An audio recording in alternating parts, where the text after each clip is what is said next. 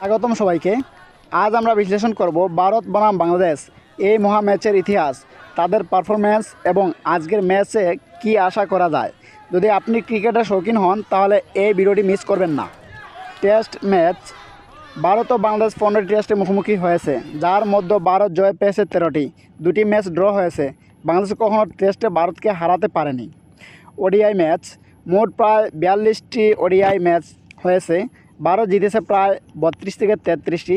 বাংলাদেশ পেয়েছে মাত্র 7 থেকে 8টি জয়। আন্তর্জাতিক টি-20। ভারত ভার্সেস বাংলাদেশ বেশি মুখোমুখি হয়েছে। ভারতকে হারিয়েছে বাংলাদেশ খুব কম। 17টি ম্যাচের মতো 16টি জয় পেয়েছে ভারত। এশিয়া কাপের ক্ষেত্রে রেকর্ড। এশিয়া কাপের অতীতে ভারতে হয়ে বাংলাদেশকে কয়েকবার হারিয়েছে এবং ভারত এই সিরিজে সাধারণত শক্ত অবস্থানে থাকে।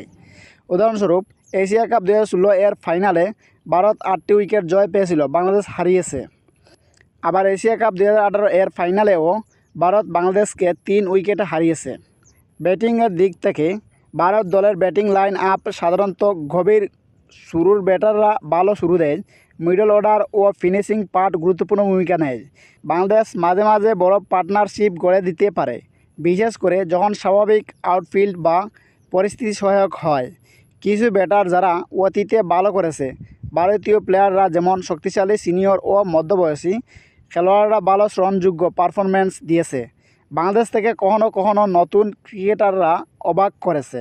ভারতের বোলিং আক্রমণে সাধারণত পেস এবং স্পিন উভয়ই রয়েছে, বিশেষ করে স্পিনাররা যখন বোলিং মিডল ও লেটার অফিসে কার্যকর হয়। বাংলাদেশ বোলিং ডেপথ মাঝে মাঝে ভেরিয়েবল হয়। যদি পিচ লো হয় বা টার্ন দেয় তখন স্পিনাররা বেশি কাজ পায়। পেসারদের ওপর নির্ভর থাকতে হয়। ভেন্যু ও উইকেট কন্ডিশন অনেক গুরুত্বপূর্ণ। দুবাই বা মধ্যপ্রাচ্যের মাঠে পিচ মাঝে মাঝে ব্যাটসম্যানদের জন্য কিছুটা সুবিধাজনক, কিন্তু স্পিনারদের জন্য সুযোগ থাকে। বর্তমান প্রেক্ষাপট ও ম্যাচের চ্যালেঞ্জ। ভারত একদিকে প্রতিদ্বন্দ্বিতা রেকর্ড ধরে রাখতে চায়, বাংলাদেশ চাইবে ইতিহাস বদলাতে এবং স্বল্প সময়ে বড় কিছু অবদান রাখতে। টেকনিক্যাল কৌশল। টস জিতলে কী করবেন, কোন দিকে ব্যাটিং বা বোলিং শুরু করা হবে, কতটা রিস্ক নেওয়া হবে, এসব ব্যাপারে পরিকল্পনা গুরুত্বপূর্ণ। মিডল ওভারে বাংলাদেশ ব্যাটসম্যানদের সাথে মানিয়ে চলা গুরুত্বপূর্ণ। ভারতের ক্ষেত্রে শুরুটাই ভালো নিতে হবে যাতে পরে চাপ না হয়। ম্যাচ পূর্বাভাস ও সম্ভাব্য squad. Bharat opener, middle order, finisher, spin ও পেস বোলাররা প্রত্যেকের দিকেই দারুণ ভারসাম্য থাকবে। বাংলাদেশ নির্ভর করবে কে ফর্মে আছে, কন্ডিশন কেমন এবং কাকে বিশ্রাম দেওয়া হবে। কি হবে খেলার ভেক্টর। যদি ভারত শুরুতেই ভালো স্কোর করে এক বড় টোটাল সেট করতে পারে, যা চাপ সৃষ্টি করবে বাংলাদেশ। আবার যদি পিচ ধরা বলা হয় এবং স্পিন সহায়ক হয়, বাংলাদেশ স্পিন বোলারদের দ্বারাও কিছু চাপ দিতে পারবে। শেষ মুহূর্তে রিস্ক ম্যানেজমেন্ট।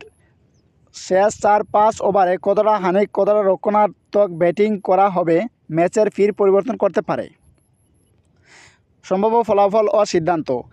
আমার ব্যক্তিগত পূর্বাভাস হলো ভারত আজ জয় হবে, তবে বাংলাদেশ উপরের থেকে খেলবে।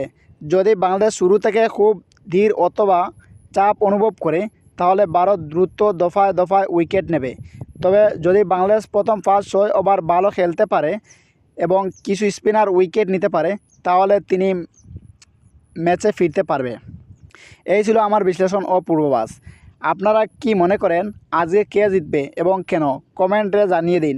আর ভিডিওটি ভালো লাগলে লাইক ও শেয়ার করবেন, সাবস্ক্রাইব করতে ভুলবেন না। খেলা দেখতে থাকুন। ক্রিকেট যুদ্ধে নাটক শুরু। ধন্যবাদ সবাইকে।